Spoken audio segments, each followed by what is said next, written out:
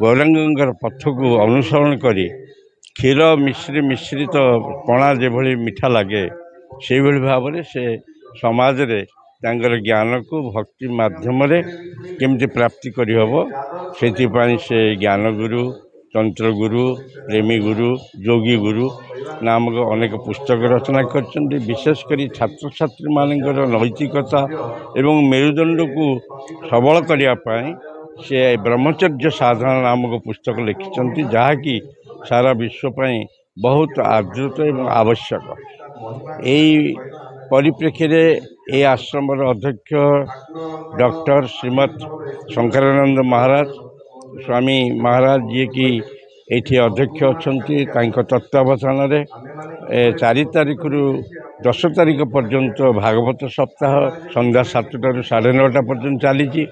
आज पूर्णमी रे ठाकुरंकर आविर्भाव दिवस जुगु आज डॉक्टर नरेश चंद्र दास महोदय गोपाल चंद्र मिश्र शर्मा महोदय आमर उत्कल बंगीय ट्रस्टी प्रशांत कुमार स्वामी महोदय एवं अनेक भारत सेवाश्रमर सन्यासी एवं अन्य सन्यासी वर्ग ब्रह्मचारी वर्ग वेदविद आज मध्य जो कंपटीशन होता सबु विश्वविद्यालय स्तर रे विद्यालय महाविद्यालय स्तर रे स्कूल स्तर रे प्राइमरी स्तर रे समस्त कृति प्रथम द्वितीय तृतीय जो मैंने होते प्रबंध लिखन रे एवं प्रतियोगिता रे भाषण प्रतियोगिता वक्तव्य प्रतियोगिता रे समस्त आज सर्टिफिकेट दिखाई एवं पुस्तक दि जाए।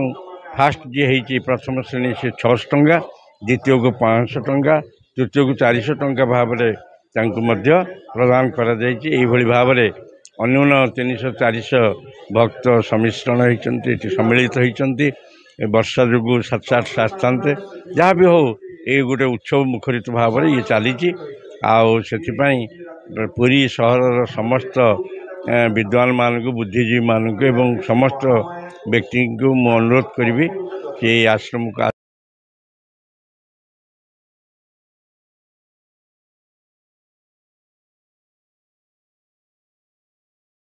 मो ना डॉक्टर नरेश चंद्र दास। आज हूँ श्रावण मास पूर्णिमा तिथि। आज ये पूर्णिमा को झुलन पूर्णिमा बोली कह जाए।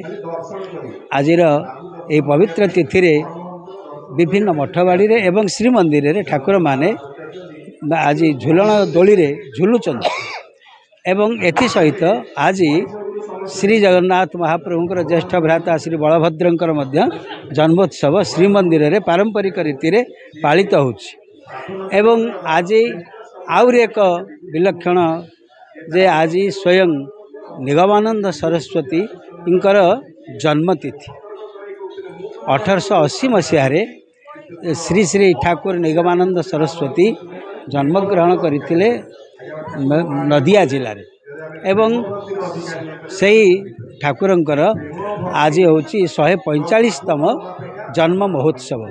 तेणु आज पवित्र तिथि रे से लोकनाथ मार्ग स्थित यही निगमानंद आश्रम रे तांकर जन्म महोत्सव पारंपरिक रीति अनुष्ठित होछि।